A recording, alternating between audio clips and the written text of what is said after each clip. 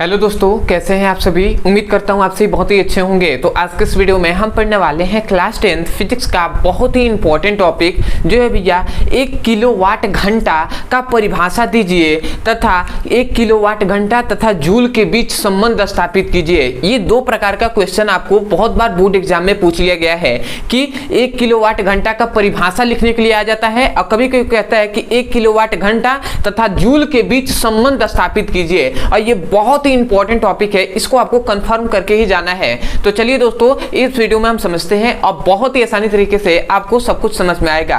तो चलिए देख लेते हैं। तो सबसे पहले यहाँ पे हमने लिख दिया है 1 किलोवाट घंटा।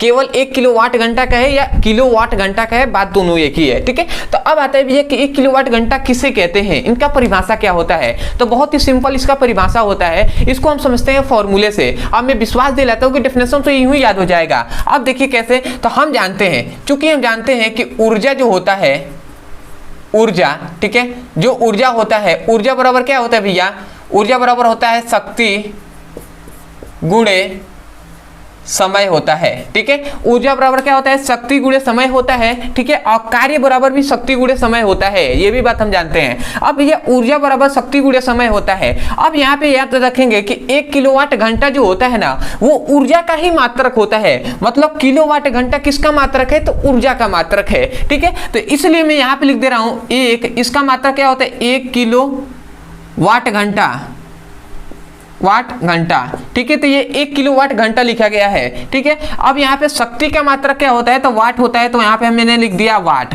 ठीक है। और समय का मात्रक क्या होता है भैया, तो सेकेंड होता है, तो यहाँ पे हमने लिख दिया सेकेंड। अब ध्यान देंगे, इस वाट में हम 1000 से भाग दे देते हैं और इस जो सेकेंड है इसमें हम 3600 से क्या करते हैं, भाग दे देते हैं, ठीक है। तब हमें क्या मिलता है, तब हमको क्या मिलता है, इसको हमें देखना है, ठीक है। तो यहाँ पे मैं लिख दे रहा हूँ 1 किलोवाट घंटा लिख दे रहा हूं। अब ये 100 से जब भाग हो जाता है तो ये क्या मिलता है, 1 किलो वाट हो जाता है। जब वाट में 1000 से भाग देंगे तो 1 किलो वाट हो जाएगा। और ये जब 3600 में सेकेंड से हम भाग देंगे तो ये क्या हो जाएगा भैया, 3600 सेकेंड हो जाएगा, ठीक है। ये क्या हो जाएगा, 3600 सेकेंड। इसको मैं इंग्लिश में, हिंदी में लिख दे रहा हूं सेकेंड। ये 3600 सेकेंड हो गया, ठीक है। अब आपको थोड़ा सा, सॉरी, 3600 सेकेंड लिखे या 1 घंटा भी हम लिख सकते हैं। 3600 सेकेंड का मतलब 1 घंटा ही तो होता है, आशा करते हैं आप जानते होंगे। तो मैं यहाँ पे 3600 सेकेंड नहीं, 1 घंटा मतलब घंटा लिख दे रहा हूं, 1 घंटा, ठीक है। 3600 सेकेंड लिखे या 1 घंटा लिखे, बात दोनों एक ही है। अब यहाँ पे जो ये आपका मिला, यही से हम परिभाषा करेंगे। ये क्या है भैया, ये 1 किलोवाट घंटा कहें या किलोवाट घंटा कहें, ये दोनों बात एक ही है। तो यहाँ पे ये बताया जाता है कि ये 1 किलोवाट जो घंटा है ये ऊर्जा का ही तो मात्रक है ना। तो हम यहाँ पे ऊर्जा लिखें या 1 किलोवाट घंटा लिखें, बात दोनों एक ही है, ठीक है। तो चलिए, तो हम यही कहेंगे कि ऐसी ऊर्जा, ये क्या है भैया, ऐसा ऊर्जा, ये ऊर्जा का ही तो मात्रक है। तो हम कह सकते हैं ऐसी ऊर्जा जिससे 1 किलोवाट के उपकरण को, 1 किलोवाट के उपकरण को 1 घंटे तक चलाया जाता है। मतलब जिस ऊर्जा से, ये क्या है, ऊर्जा ही है। तो हम कह रहे हैं जिस ऊर्जा से 1 किलोवाट के उपकरण को, उपकरण मतलब यंत्र होता है, मशीन होता है। तो जिस ऊर्जा से 1 किलोवाट के उपकरण को 1 घंटे तक चलाया जाता है, तो उसी ऊर्जा को हम क्या कहते हैं भैया, उसी ऊर्जा को 1 किलोवाट घंटा कहते हैं। समझ में आया क्या कहा जा रहा है। कोई उपकरण है जो भैया 1 किलोवाट का है, तो हम ये कह रहे हैं कि ऐसा ऊर्जा जिसकी सहायता से 1 किलोवाट के उपकरण को 1 घंटे तक चलाया जाता है, तो उसी ऊर्जा को हम क्या कहते हैं भैया, किलोवाट घंटा कहते हैं। तो इसलिए हमने डेफिनेशन लिखा है कि जिस ऊर्जा से 1 किलोवाट के उपकरण को, 1 किलोवाट के उपकरण को या मशीन को या यंत्र को 1 घंटे तक चलाया जाता है, तो उस ऊर्जा को ही हम क्या कहते हैं, 1 किलोवाट घंटा कहते हैं। तो आशा करते हैं आपको डेफिनेशन समझ में आ गया होगा कि जिस ऊर्जा से 1 किलोवाट घंटे के उपकरण को 1 घंटे तक चलाया जाता है, ठीक है। मतलब 1 किलोवाट के उपकरण को 1 घंटे तक चलाया जाता है, तो उसी ऊर्जा को 1 किलोवाट घंटा कहते हैं। तो आशा करते हैं डेफिनेशन समझ में आ गया होगा। तो ये हो गया इसका डेफिनेशन। कभी भी डेफिनेशन को रटना नहीं चाहिए, उसको समझना चाहिए कि वो कहां से इसका डेफिनेशन आया है, ठीक है। तो इसीलिए हमने ये सभी बताया, नहीं तो हम सीधा डायरेक्ट लिख दे होते हैं कि ऊर्जा इक्वल टू 1 किलोवाट घंटा होता होता है गुणे 1 घंटा होता है। ठीक है, तो मैंने इस प्रकार लिखा है कि ऊर्जा मतलब ऐसी ऊर्जा जिसको 1 किलोवाट के उपकरण को 1 घंटे तक चलाया जाता है तो उस ऊर्जा को 1 किलोवाट घंटा कहते हैं। अब आता है भैया कि ऊर्जा तथा, यहाँ पे मैं लिख दे रहा हूं कि किलोवाट घंटा, किलोवाट घंटा तथा जूल के बीच संबंध। ठीक है, तो इनके बीच क्या संबंध होता है, 1 किलोवाट घंटा तथा जूल के बीच क्या संबंध होता है उसको भी हम देख लेते हैं। तो बहुत ही सिंपल संबंध होता है। हम जानते हैं कि भैया क्या हम जानते हैं, यहाँ पे थोड़ा सा ध्यान दीजिएगा।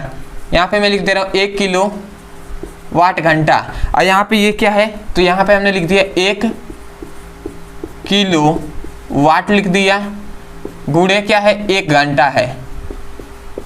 ठीक है, अब आपको थोड़ा सा ध्यान देना है, यहाँ पे मैं 1 किलोवाट ही रहने दे रहा हूं। अब इस 1 किलोवाट जो 1 किलोवाट है, 1 किलोवाट कितने के बराबर होता है, कितने वाट के बराबर होता है, तो आप जानते होंगे कि 1 किलोवाट जो होता है ना वो कितना कह सकते हैं 10⁻³ वाट के बराबर होता है। मतलब 1000 वाट कहें, 1000 वाट कहें या 10⁻³ कहें, बात दोनों एक ही है। या तो 1000 लिख दीजिए या आप 1000 को 10⁻³ लिख दीजिए, बात एक ही है। जितना जीरो है उतना ऊपर हम क्या बनाते हैं, मतलब घात लगा देते हैं। ये बेसिक है, इतना तो आपको पता ही होगा। ठीक है, तो हमने क्या बताया कि 10⁻³ क्या है, वाट होता है 1 किलोवाट बराबर। ठीक है, किलो का मतलब होता है 1000 भैया, पता है ना। ठीक है, 1 किलो हम कहते हैं 1 किलोमीटर तक चले तो 1 किलोमीटर मतलब 1000 मीटर चले। ठीक है, तो ऐसे 1 किलोवाट बराबर 1000 वाट होता है। ठीक है, तो 1000 वाट लिख दिए। अब 1 घंटे में कितना सेकेंड होता है, तो 3600 सेकेंड होता है ना, तो हमने 3600 सेकेंड लिख दिया। ठीक है, आशा करते समझ रहे होंगे। अब आपको थोड़ी सी ध्यान यहाँ पे ये देना है कि वाट को हम सेकेंड क्या लिख सकते हैं, वाट को मतलब 10⁻³ है। अब इस वाट को हम जूल प्रति सेकेंड भी लिख सकते हैं। ठीक है, क्या लिख सकते हैं, जूल प्रति सेकेंड लिख सकते हैं। पता है ना भैया, वाट किसका मात्रक होता है, शक्ति का मात्रक होता है। और शक्ति का 2 मात्रक होता है, एक होता है भैया जूल प्रति सेकेंड, या जूल प्रति सेकेंड को ही हम वाट कहते हैं। तो वाट लिखिए या जूल प्रति सेकेंड, दोनों बात एक ही है। तो समझ गए होंगे। ठीक है, ज्यादा डिस्कस नहीं करेंगे उस पर। ठीक है, अब यहाँ पे थोड़ा सा ध्यान देना है कि ये 3600 है, तो इसको मैं लिख सकता हूँ 36 गुणे 10⁻² लिख सकता हूं भैया। 10⁻² का मतलब है 100। ठीक है, और 100 को हम 10⁻² लिख दिए हैं। 100 का यदि हम 36 में गुणा कराते हैं तो 3600 ही ना होगा, तो इसको हमने इस प्रकार लिख दिया। और इस सेकेंड को तो हमने सेकेंड लिख दिया। अब ऐसा हमने क्यों किया, जानिए। यहाँ से सबसे पहले तो इसको कैंसिल हम कर दे रहे हैं, सेकेंड से सेकेंड कैंसिल हो गया, कैंसिल हो गया। अब यहाँ पे क्या बचा, ये 10⁻, इसमें गुणा करा देगा तो यहाँ से हमें क्या मिलेगा, 10⁻। जब क्या होता है, जो नीचे वाला घात क्या होता है, जो हर बराबर होता है तो घातों को जोड़ लिया जाता है। तो जब गुणा हो जाएगा तो 10⁵ हो जाएगा। ठीक है, और ये 36 है तो मैं यहाँ पे 36 लिख दे रहा हूँ। और केवल सेकेंड कैंसिल हो गया तो ये जूल बचा, तो हम यहाँ पे लिख दे रहे हैं जूल। और ये क्या हो गया, 1 किलोवाट घंटा हो गया। तो ये जो मिला आपको यही तो है। अब इसको आप थोड़ा सा चाहें तो आप इसको इस प्रकार भी लिख सकते हैं। इसको थोड़ा सा अगर सजा कर लिखना चाहें तो 1 किलोवाट घंटा इक्वल टू आप लिख सकते हैं 36 गुणे 10⁵ जूल। यही जो है आपका, यही तो पूछा गया था। ठीक है, कि किलोवाट घंटा तथा जूल के बीच संबंध स्थापित कीजिए। तो 1 किलोवाट घंटा इक्वल टू इतना जूल होता है। कभी कभी एग्जाम में और घुमा के पूछता है, क्या करेगा भैया कि इस 36 को क्या करेगा ना, 36 को लिख देगा 3.6 इंटू 10⁻6 लिखेगा। मतलब 5 की जगह पर 6 लिख देगा और यहाँ पे बीच में पॉइंट दे देगा और बाद में जूल लिखेगा। ठीक है, ऑप्शन में आपको पूछ देगा कि 1 किलोवाट घंटा इक्वल टू कितना वाट, और कभी कभी ऐसे ही दे देता है। तो याद रखें भैया, या तो 36 गुणे 10⁵ जूल लिखें या 3.6 इंटू 10⁻6 लिखें, बात दोनों एक ही है। क्योंकि जैसे इधर पॉइंट बढ़ा तो ये घात भी एक बढ़ जाता है। ये बेसिक है, इतना हम जानते हैं। तो आशा करते हैं कि आपको जो क्या होता है 1 किलोवाट घंटा और 1 किलोवाट घंटा तथा जूल के बीच जो संबंध है ना, ये आपको अच्छे समझ में आ गया होगा। तो मैं यही कहूंगा, यदि सच में आपको इस वीडियो से सीखने को मिला होगा, यदि समझ में आया है, तो सबसे पहले तो सपोर्ट करने के लिए चैनल को सब्सक्राइब कर दीजिएगा, हो सके तो वीडियो को लाइक कर दीजिएगा और हमें कमेंट सेक्शन में जरूर बताइएगा कि आपको वीडियो कैसा लगा। अदरवाइज यदि किसी भी क्लास का कोई भी ऐसा टॉपिक है जो आपको समझ में नहीं आता है, आपको लगता है ये इंपॉर्टेंट है, स्कूल या कोचिंग में समझ में नहीं आया, तो केवल आपको उसको समझना है, तो केवल उस टॉपिक का नाम लिखिए अभी यूट्यूब पर, अंत में हमारे चैनल का नाम लिख दीजिए ट्रिक्स ब्रदर सर, या हमारे मेन चैनल का नाम लिख सकते हैं ब्रदर सर, ठीक है। आपको वीडियो मिल जाएगा, वहां से जाकर उसकी पढ़ाई अच्छे से कर सकते हैं। अदरवाइज ऐसे बहुत सारे स्टूडेंट हैं जो चाहते हैं कि क्लास 10th का अच्छे से चैप्टर वाइज सीक्वेंस में एक-एक करके वीडियो को पढ़ें और अपने पूरे सिलेबस को कंप्लीटली पढ़ सके। तो आपके लिए यहाँ पे नंबर दिया जा रहा होगा, इस नंबर पे आप व्हाट्सएप करके फिजिक्स और केमिस्ट्री का लिंक प्राप्त कर सकते हैं, वहां से अपने अच्छे से पढ़ाई कर सकते हैं चैप्टर वाइज।